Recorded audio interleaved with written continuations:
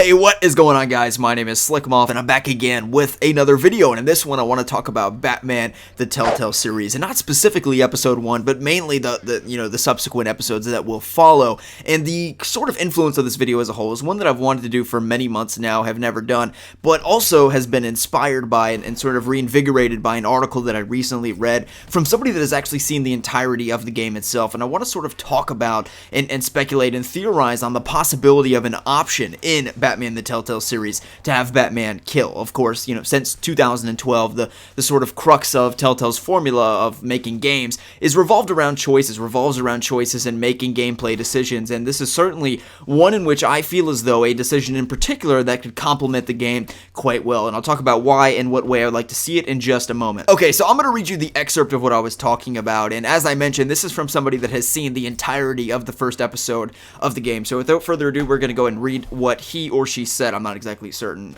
who wrote it. Anyway, so here's what he or she said. Speaking of these choices, I won't spoil them, and these choices are ones in which have a lot of gravity on the plot that she alluded to, he or she, in the previous paragraph. But they definitely lead Batman into directions I never expected to see. As in Telltale's other games, when you're given a choice, you can respond with different levels of intensity. Do you help this person, or do you hurt them? As per the person that is being referenced here, I believe that is the person that Batman is sort of beating the crap out of, hanging upside down, and then the police officer comes and crashes Batman's party. I'm fairly certain that is what they're alluding to here. But anyway, do you help this person or do you hurt them? For Batman, you can make him as vengeful as you want. For Bat fans divided over how violent or more violent interpretations seen in Batman v Superman, you can choose between a Dark Knight who shows mercy and one who breaks the arms of murderers. As in Telltale's Creed, the choice is in the player's hands, and the story will reflect those choices. Okay, so here's one thing that sort of immediately caught my attention about the article, and that is that the person that wrote it mentions the fact that Bat fans were divided over the, quote, violent interpretation, end quote, of Batman v Superman's Batman. And I would refute this point on a sort of fundamental level. I don't think that fans were divided over how violent Batman was, because I think fans unanimously loved the scene where Batman beat up 24 thugs in the third floor of the warehouse building, right? What I think fans got divided over, at least I know in my case, was when you mix in murder into the aspect, when you mix in Batman, manslaughtering people and blowing up vehicles and these sort of things. That's when you really get into the division for Bat fans, and that's sort of just moral. It's dependent upon which version of the character you grew up with, I think, large in part. But even the animated series, which in essence, if we really are going to strip it down, is a children's show, even that depicts Batman as very violent. So I don't think that anybody has an issue with Batman snapping somebody's arm. That's not a problem for anybody. I think that really you get into the divisiveness once Batman starts killing people.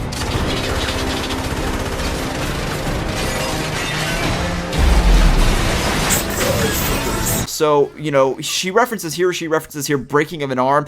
I don't think that's controversial for anybody, but I think the idea is that in Telltale's version of the game, you can basically choose, do you want to be more a good guy Batman? Do you want to have a sense of more optimism to you? Which I certainly got the vibes from playing as Bruce Wayne in the party scene, not playing, but seeing it in the trailer. That's the vibe that I was getting from this Bruce Wayne, a more youthful and optimistic Bruce Wayne, roughly 25, 26 years old. Very different from, the Batman in Batman v Superman. So I agree in that aspect. I just disagree that violence is a divisive role in the character's gameplay. You know what I mean? I don't think that's divisive. I don't think anybody is going to be like, oh, Batman's beating people up too much. You know what I mean? I think that's just, we've become accustomed to that. So this raises the question that in the first episode, I guess sort of the parameter of Batman's sort of tenacity, I think, is, breaking people's arms and yelling at people and torturing people ruthlessly, and then sort of trying to be buddy-buddy with thugs. Again, I'm fairly certain that the scene that's being referenced in the article I just read for you is the scene where that thug is hanging upside down and Batman's beating him up, and then the cop crashes the party, right? But let's say that it's not that, and let's say that there is a possibility in future episodes. I don't believe we're going to get it here.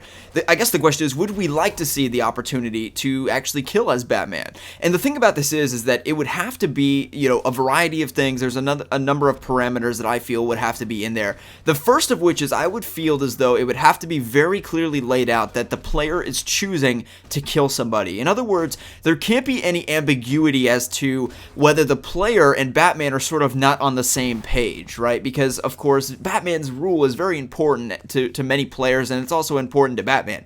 Okay, so in other words, if you have a choice where you're like, okay, I'm about to do, on the screen the prompt says to smash this guy's head into the ground, okay? Is that going to kill him, or is it just going to knock him out? And that's where the game is going to have to be very clear to the player of, are you killing somebody or are you not? So I think that the best way for them to do it is, you're in a torture scene and you're trying to extract information to save a beloved Bat Family character such as Jim Gordon, and you essentially have the option to go the distance and basically put the victim on the brink of death, or you have the choice to not do that. And I think that would be the best way to do it. But in other words, there can't be any secrets that, like, oh shit, I just accidentally killed somebody as Batman, you know what I mean? Because I know in my case, I would be very disappointed because, you know, as the beloved Bat fan that I am, I'm intent upon playing through the entire series without killing anybody, at least ideally. But here's the thing about this, right? And that is that this game, I feel as though it could offer you the possibility to break all of the stereotypes about Batman that you as the player have never liked. So if you're not in the camp that, or if you feel as though Batman's greatest weakness, and I've talked to people that believe this,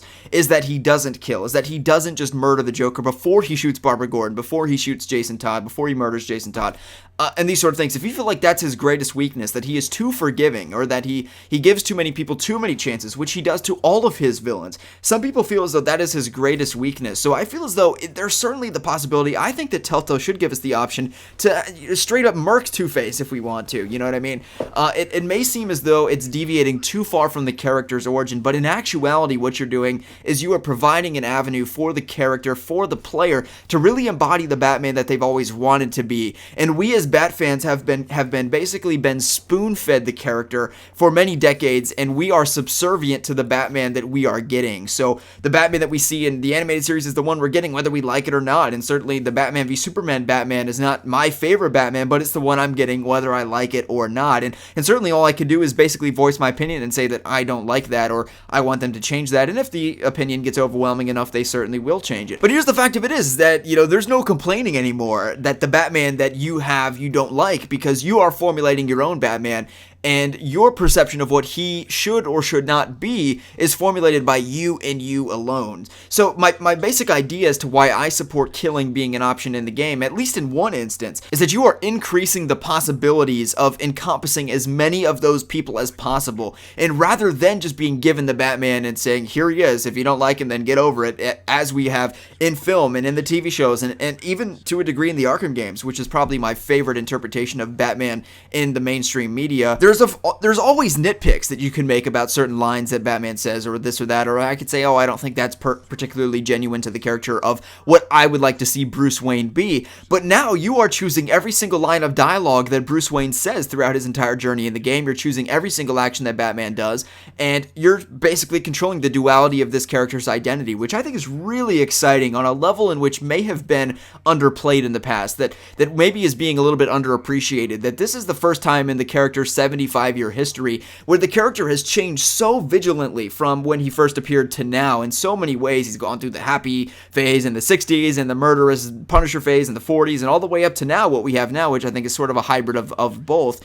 But now it really is in the hands of the player. It's in the hands of us, the fans, for the first time to really mold the Batman that we are getting. And that to me I think is very special, and why this game is very special to me on many levels. And that's why I'm so excited to play it. So I'd love to know your thoughts on this video in the comment section below. And would you like to see the option to have Batman kill in Batman the Telltale series? And if you were given that option, would you do so? Of course, it's very circumstantial. And how would you like to see that executed? You know, a little over a month ago, we learned about the fact that there's going to be a scene in episode 1 where Carmine Falcone and Bruce Wayne emerge into the middle of the gala that Bruce Wayne is hosting for Harvey Dent for his run for mayor. And there's basically going to be a scene where the room freezes and they all look at Bruce Wayne and Carmine Falcone, and you have the option to shake his hand or to not do so. Of course, Carmine Falcone is a big crime lord. You don't want to be seen with him, or, you know, seen a part of the oligarchy of Gotham, right? But at the same point, you know, there's all sort of implications. If you don't shake his hand, he's going to come after you, right? And the media's going to see you kind of being a little bit disgruntled about something. So I've been thinking about this scene for like over a month now, pretty vigilantly as to what I'm going to do, and I still, honest to God, have no clue what I'm going to do in this scene in particular. So in the fact that you're going to have probably like 5 seconds to decide that choice, and you're going to have an hour and a half to 2 hours of these choices all at once, this game is going to be crazy to play. I'm just so pumped to play it. We're now 3 days away from the premiere of Batman the Telltale series. I'm so excited to get my hands on the game. Let me know your thoughts on this video in the comment section below, and we'll see you in the next one.